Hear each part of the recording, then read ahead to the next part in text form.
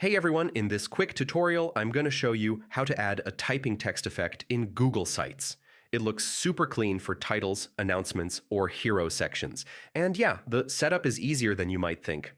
Let's jump in. All right, first, go ahead and open your Google site in the editor. We're going to add a little custom HTML box to make the typing animation work. In the right-hand menu, click Embed. We're not using a URL. Instead, choose the tab that says Embed Code.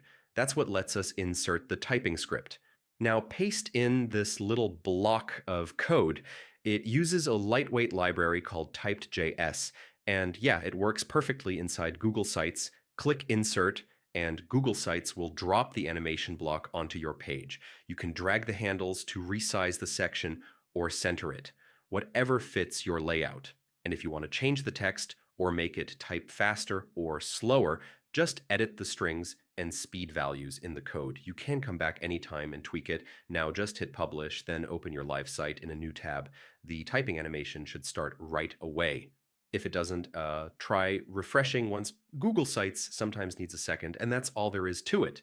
You've got a clean typing text effect on your Google site with just one embed. If you want to see more Google Sites tricks, yeah, check out the next tutorial. Thanks for watching.